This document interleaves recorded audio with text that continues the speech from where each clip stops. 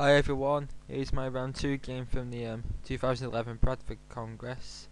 So now it's time to build on the previous game, and I was white against Dave Grobler, whose ECF is 151. So 10 points higher, so a slightly easier game than the previous day, but he was on 1 out of 1. So this would be a tough game ahead. I had the white pieces though this time, and now it was into the frame of mind for hopefully getting 2 out of 2 and then maybe even trying to win a major, which would be very tough. But anyway, on with game. I knew before this started played the Grunfeld because I'd stayed for the draw on Friday night, and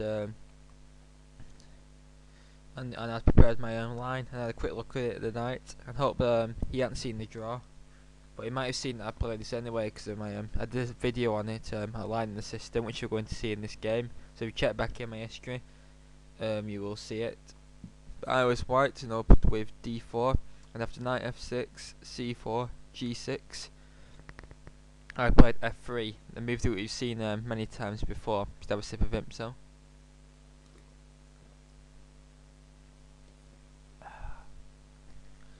And I got a bit of a shock here because I expected d5, and after which would come c takes d5, knight takes d5, e4, knight b6, bishop e3, bishop g7, knight e2, castles, knight bc3. White's going to play queen d2 and bishop h6 after the b3 square has been covered. Sorry, c4 square has been covered. So knight c4 then win the important dark squared bishop. I've also got a strong centre, but black's got the pawn break c5 and e5 to undermine it, and apart from his c8 bishop hasn't really got any bad pieces. So this is an interesting position to play, but it gets Grunfeld plays out like the main opening theory. Like if I'd challenged him in the mainline Grunfeld, you know, with these moves, not pawn on, but you know, say knight c3, d5, takes.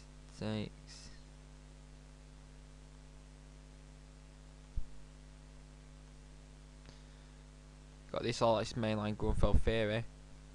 So we'll just leave it there. And there's a lot, I know a lot more than this, of course, like say knight c6, bishop e3, castles, etc. You got stuff like this. Then this move. This is like one of the main lines. Grunfeld is known as the Seville variation, and I don't know if he plays this or not, but he could have dragged me down this and then out-theoried me, and I could have lost the game quite quickly because Grunfeld's a very deep theoretical opening. I didn't want to be going down that track. So anyway, after f3, he actually transposed into a Saemisch King's Indian, which is another line which I like, so I was quite happy.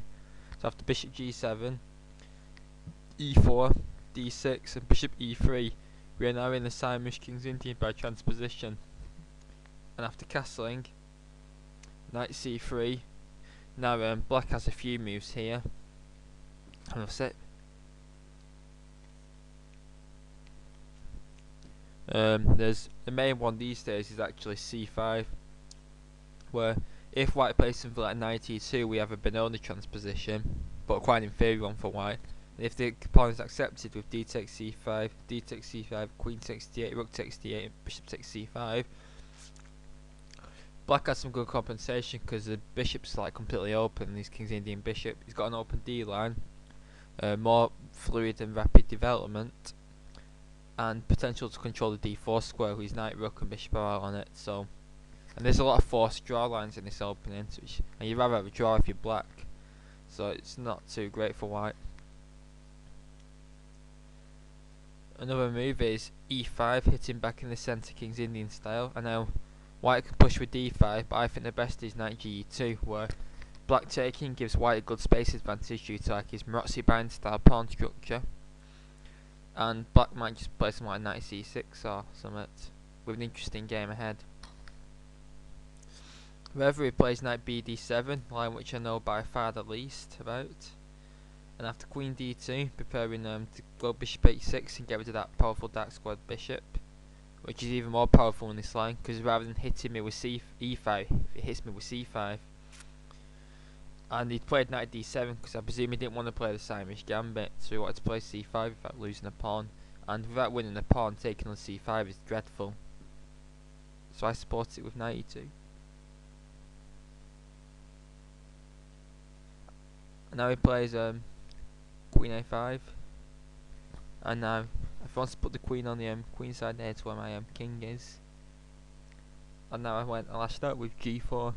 I want to play h4, h5 and rip his king open. An interesting option was to take on c5, which maybe actually isn't that bad. With his queen on a5, say knight takes c5 and knight d4, and I've got a good Motsi bind style position and an outpost on d4. Well, not an outpost, but playing e5 to kick it away is weakening because d6 becomes very weak and backward. But I don't think white's got much of an edge here, to be honest.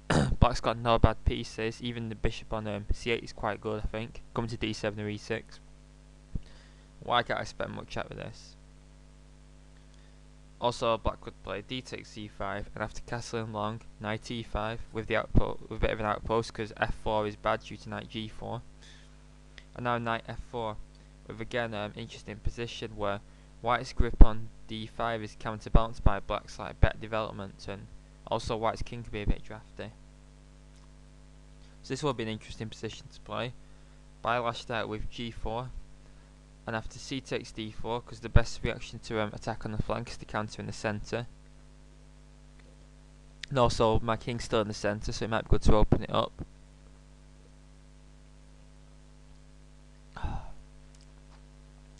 So I played knight takes d4, which is the only reasonable move, even though it leaves a hole on e5.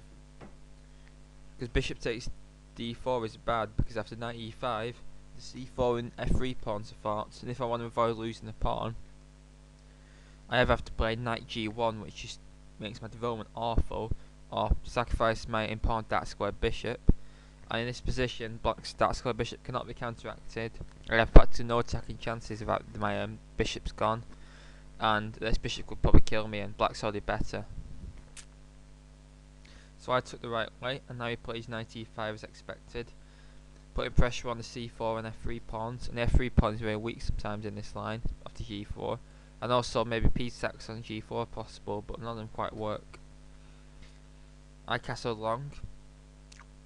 Now he plays bishop d7, preparing to bring a rook to the half open c line, expiring my king, and then maybe pawn storming with a6 and b5.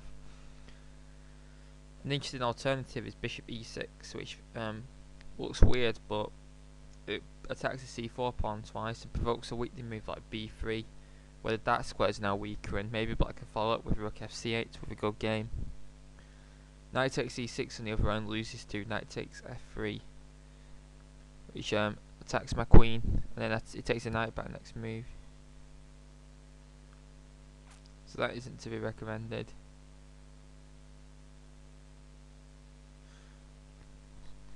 So after bishop d7, I played king b1 because I anticipated a rook to come to the c line.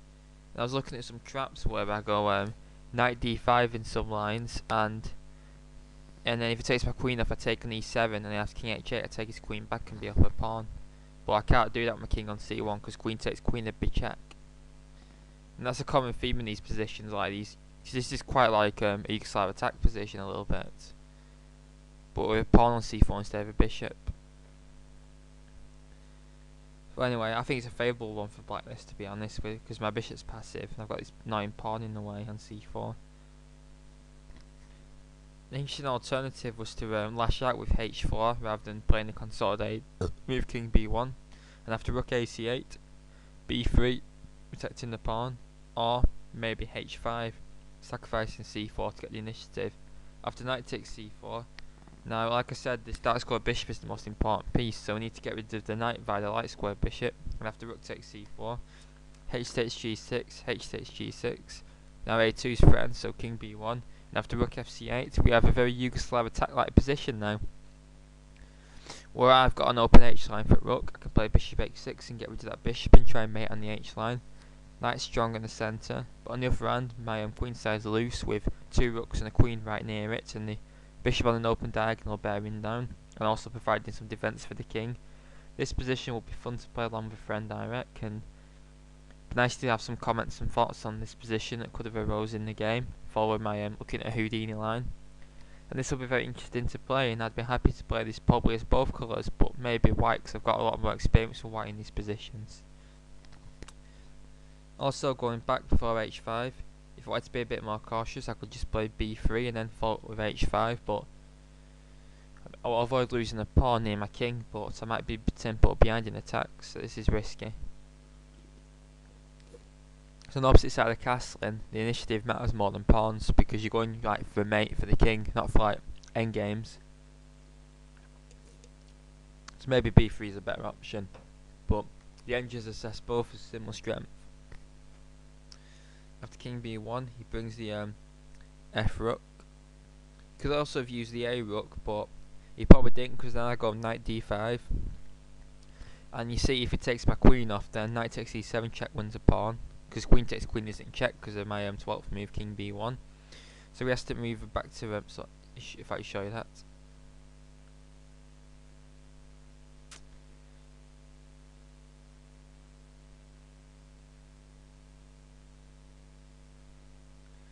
So queen d8 is forced. When this like gets the queen away from there where my king is, and puts it back to its start square. So that's maybe why. And I've got a strong knight now, but even so this isn't really much of an advantage for white, but use the f rook, which is better.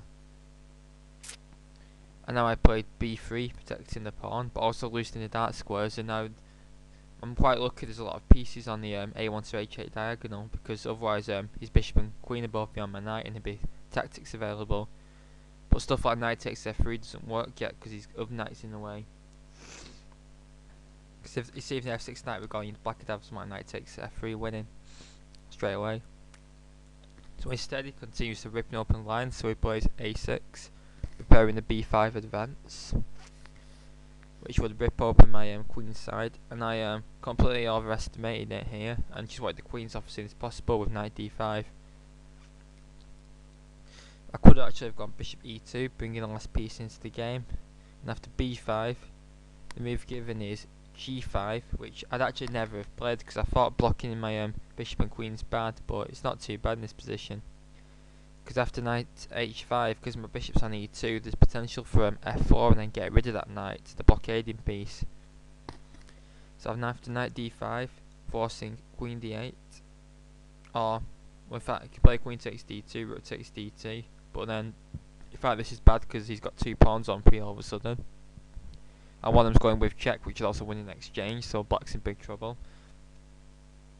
So queen d8 is forced, and now f4, forcing knight g4, and now f5, which although it does let the important dark square bishop drops, there's all sorts of stuff like f6 and f takes g6 coming, and this is now a very dynamic position, which has also been fun to play.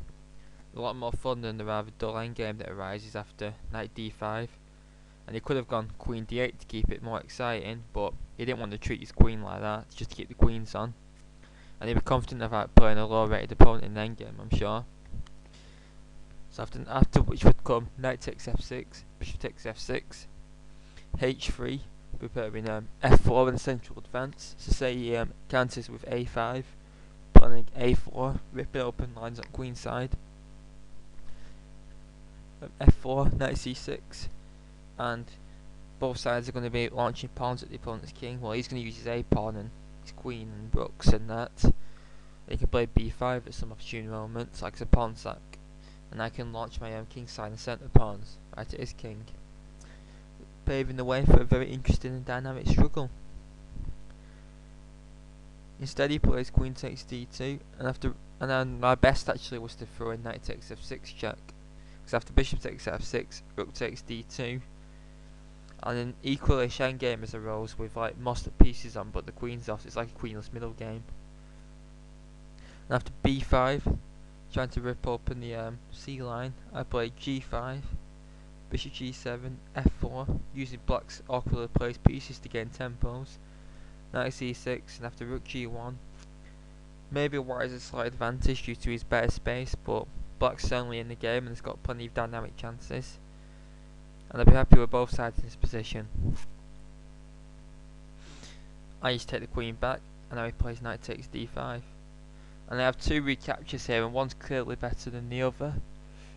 And in fact, I make my first bad mistake of the tournament, I'd say.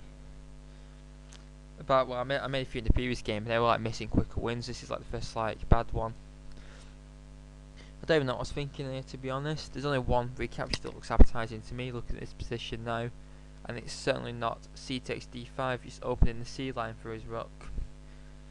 Should he took with the e pawn, and if he wants, and look at that, that's a much better pawn structure than the one which I got in the game. I mean, you'd rather have this pawn structure, definitely, I'm sure, when I'm like 4 pawns connecting each other. And now if he wants to get the counterplayed in the game, he has to sacrifice a pawn with b5. And after c takes b5, rook c3. It's like the game, but I've won a pawn, and I can always give the f3 pawn back if necessary to neutralise the pressure and have a decent position.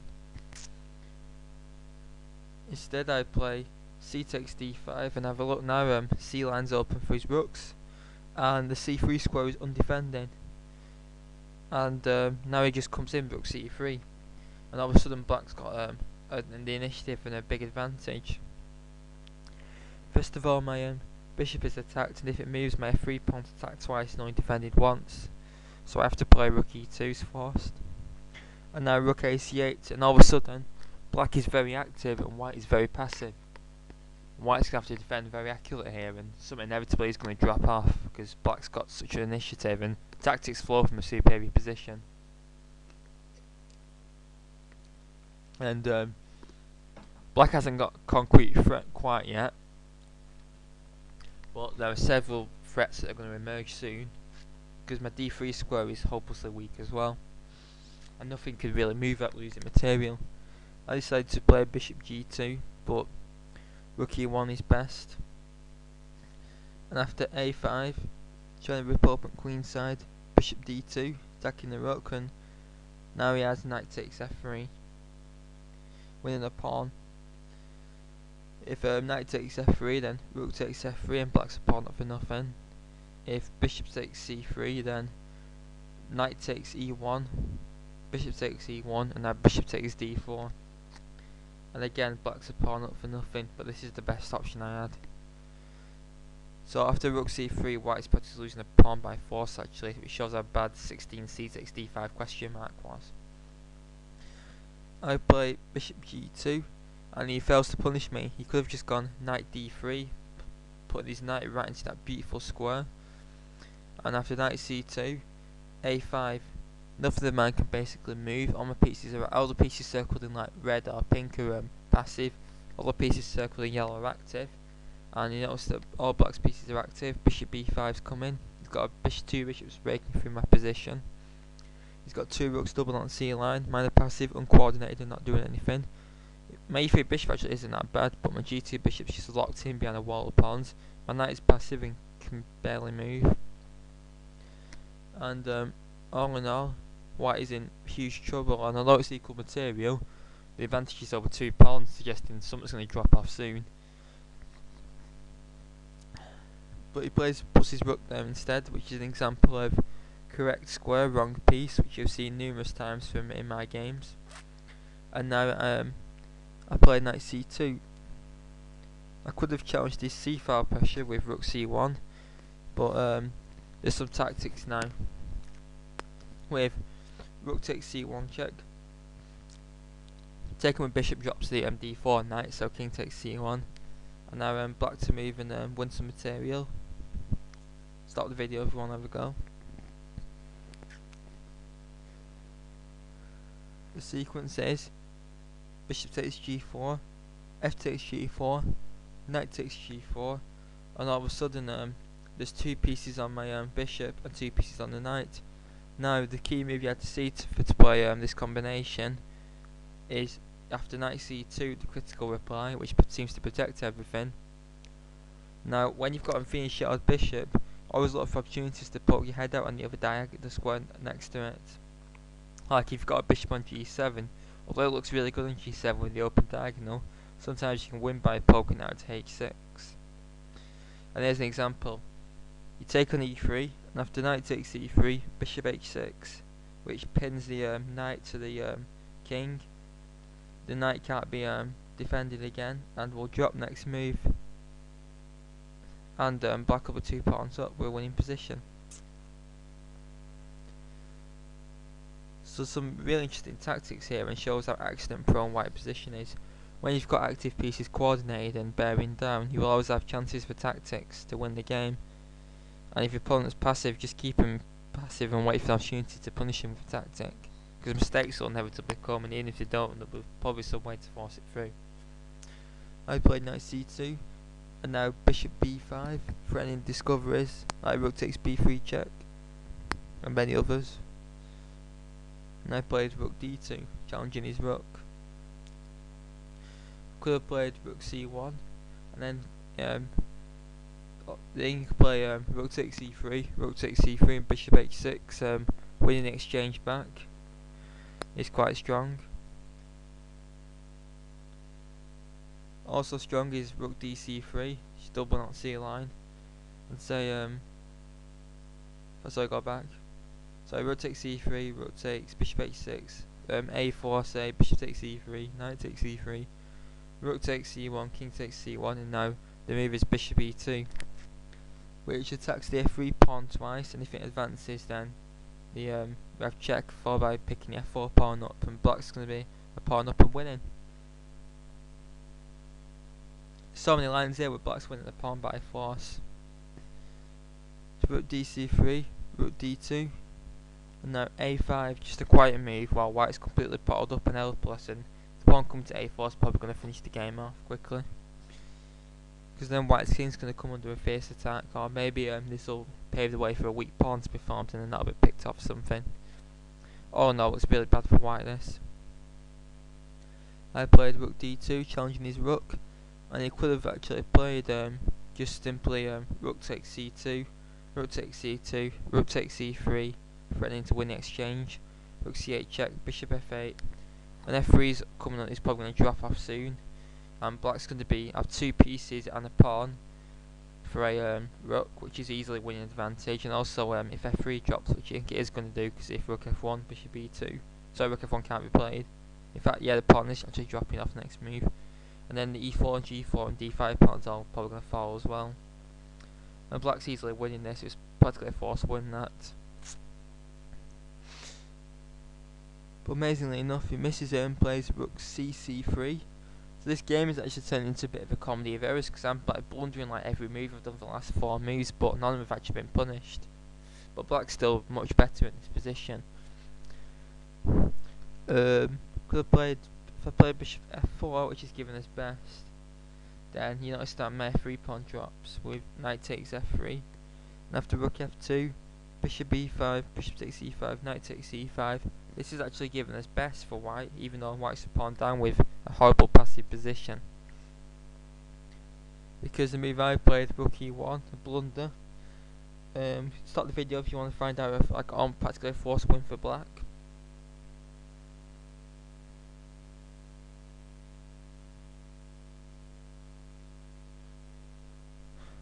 Again, tactic on the f3 pawn, knight takes f3. Bishop takes f3, now rook takes d2. Bishop takes d2, rook takes f3. And in this position, black is not only a pawn up, but has the bishop pair against the bishop and knight. And these 2 bishops are going to finish the game off quickly. So this is practically a win. Just a bit of technique required. But anyway, instead of that, he plays rook takes d2. And after bishop takes d2, again his last chance was another tactical shot, rook takes f3, which wins a pawn, because my best move is actually bishop e3. If bishop takes f3, then we've got knight takes f3, and this is winning material back by force with a pawn up, because if rook d1, then bishop e2 forces the rook off the bishop, or well, we have to let the rook drop with king c1, and then white's again going to be a pawn up of winning. Sorry, black's going to be a pawn up and winning. However, after rook d3, I can play bishop e3 exclamation mark, and all of a sudden black, from having all these like forced wins almost from that absolute crushing position, actually is going to have to work hard to get an advantage from this game. It's only a slight advantage to black now, and I was really happy at this point. I thought it's going to be another game where I've turned the tables around after a disaster at the start. Well, the other game wasn't a disaster, but being in trouble. I was in even worse trouble in this game, and maybe the swindler striked again. Well, he plays rook c3, and now I play bishop d4, kicking the rook back to c8. Go look at let's assess the position now. Let's have a sip of drink. What are you thinking about it?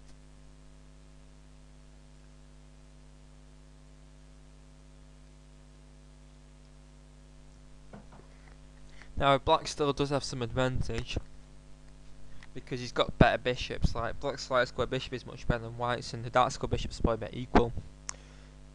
Black's knight is better for now, but white's could get active at some point.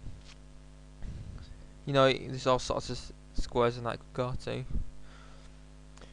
Black's rook's also more active, but black's advantage are temporary, and I think with accurate play, white could maybe get some activity of his own. And white does have more space for his pawns like d5 and e4, whereas black's are not past the third rank. Oh no, black is better and should be playing for win, but this is much better than what happened.